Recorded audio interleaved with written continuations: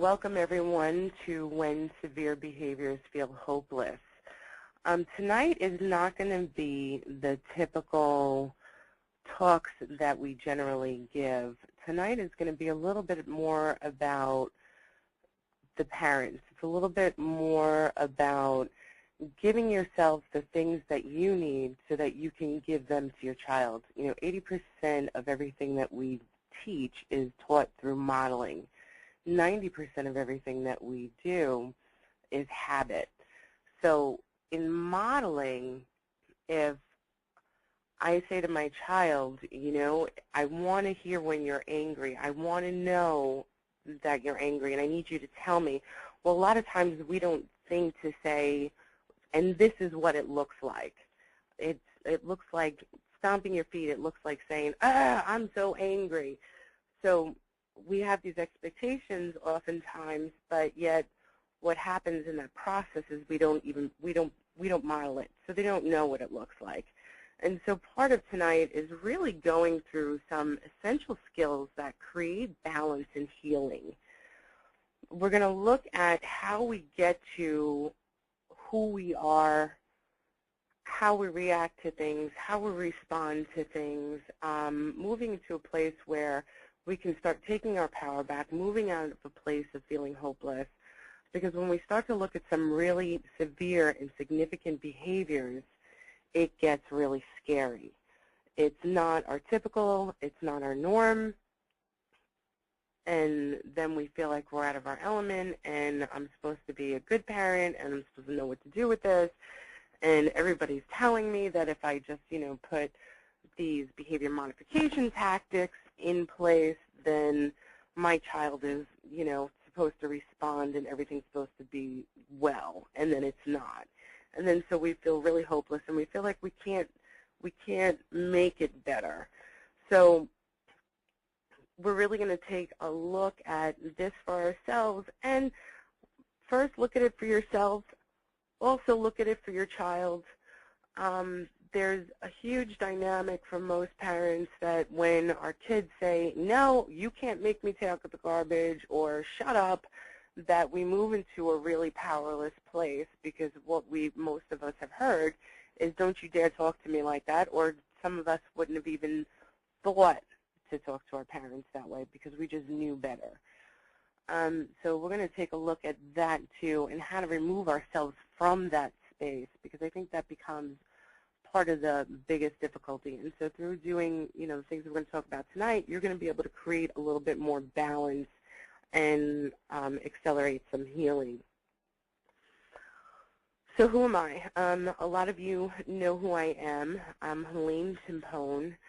I have been working with the Post Institute for the past, I would say, about 9-10 years. Brian Post had moved me to Virginia Beach probably about 4 or 5 years ago, and I ran all of the program here in Virginia. We had some of the world's most difficult children. I've been through it all, and I've dealt with the worst behaviors. I've seen and created healing for some of the most difficult, most challenging behaviors, the kids that people said, there is just no possible way that this person is ever going to be capable of human attachment. What I can tell you, and what I will say, is that, till this date, I have taken intensive families, and in my intensive families, we work really hard for a year. And in that year's time, I do about 3 to 4 home visits, and then we continue coaching calls. And so they have access to me through crisis. They have, their regular weekly or biweekly scheduled calls. To date, I have not had one family fail. I've had 100% of my families come through. A lot of people say that's not possible, but it is possible. And what does that 100% success rate look like? Well, it looks like the behaviors have decreased by about 75%. There's a lot more peace in the home. Mom and dad feel really confident, or mom or mom and mom and or dad and dad, everyone feels really comfortable in the fact that they can create healing, they can create support for their children. So when I go through this and you're feeling like, well, I can't do that with my kid and it's not going to happen, let's talk about it. Let's see whether or not this really can happen for you. Again, I haven't found a person who can't. In this process, I am also an adoptive parent. I had adopted a daughter who was 16. She's now 23. She came to me getting high. She was beating up her mom. She was failing all of her classes. She's in college. She's doing well. She's a dynamic kid. Is she a child of trauma? Yeah, absolutely. She's a child of trauma. Were there moments that as that adoptive parent or, even working with our foster care program or working with our kids in the group home that I felt completely powerless, that I felt completely hopeless and thought, oh, this is never going to happen? Yeah, absolutely. What we're talking about is changing everything that we know. We're looking at, and let's go ahead and just get right on into it. Most of us have been groomed to be and feel really powerless. How we're groomed for that powerlessness? Well, some people have really poor womb experiences. They are in mom's belly. There's violence going on. There's processing that happens by the second trimester. Mom doesn't want me. She wishes she never had me, and so all of that gets processed. So that's one of the ways. Another one of the ways is generational transmission of trauma, is that trauma can be embedded within our DNA system. The one we're really going to focus on tonight is our rule sets. The rule sets are ways that we're conditioned from birth. It is the cultures, the subcultures within our society, within the society that you're raised and you grow up in. It's the traditional practices, it's the religions, it's all of those things that say these are the set of rules and this is how you're expected to behave. We know that when we go from one place to another, behavior can be different. What we're examining is how we get conditioned for this. We get conditioned daily. You think about growing up, there's a reward system and there's a punishment system. So if you do the right thing, then I'm going to take you out for an ice cream. You do the wrong thing, you know what? Then I'm taking away your TV. Then I'm putting you in timeout. And then I'm doing all of these things. The reward systems are as simple as good and bad, as good. Good girl, good job, good boy. Oh, that's wonderful. Oh, I'm so proud of you. You know what? Your behavior is not acceptable. You're not doing what you're supposed to do. I'm not okay with this. And on and on and on. So this is bad, this is good. And in that good and bad, what we get is if I'm doing really well, I get a whole lot of attention.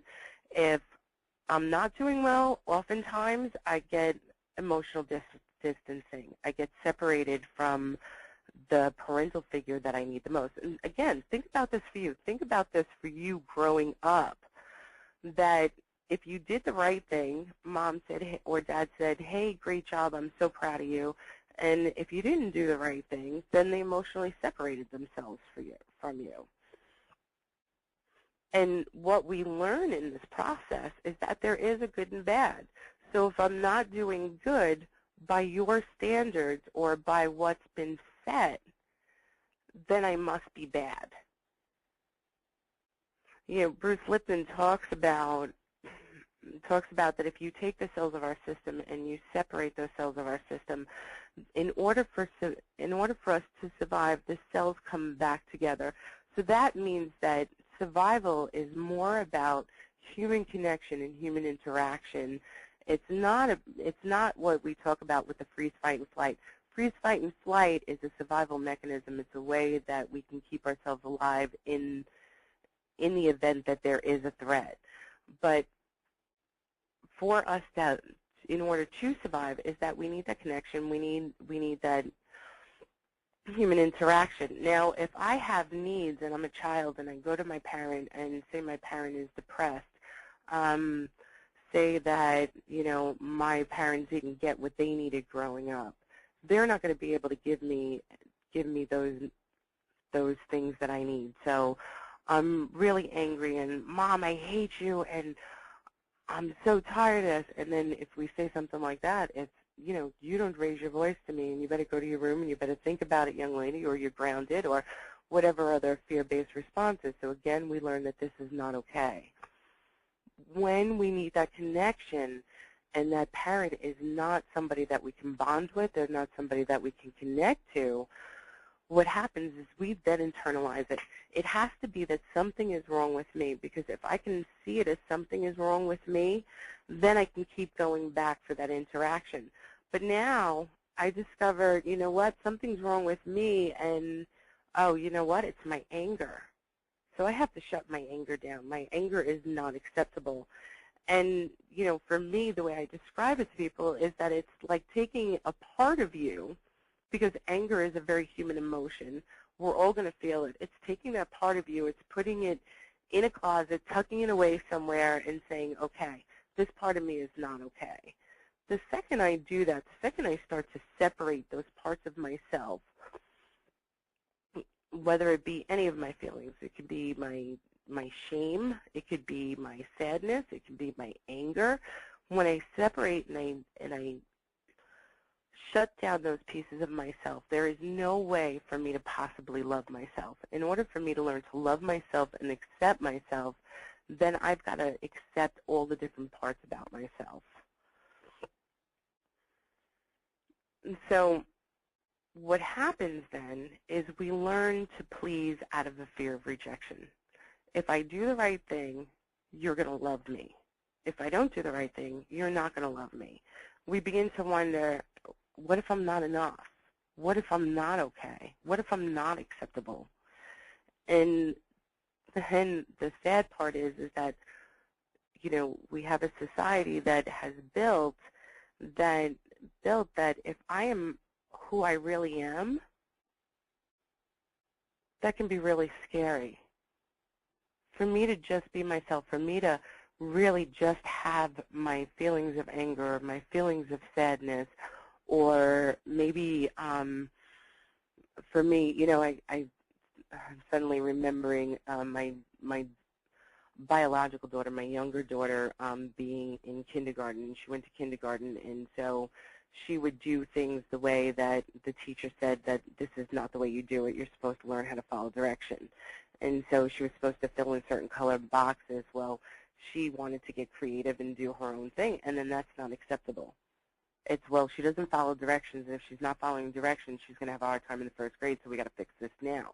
And so we create a lot of fear. So there's a lot of different ways in which we learn that just to be who you are and to honor the things that you want to honor, or explore the things that you want to, pulling the pots out of Mom's pot cabinet and having an all-out drum set may not be an acceptable thing in a home. And to be a teenager, and as that teenager, part of being a teenager means that I'm out there and I'm trying to find my own individuality. And in finding my own individuality and separating myself from my parents, I've got to go and I've got to reject my parents first. So now I've got to find my way in the world. I've got to find out the things that for me work. So I learned to argue with my parents.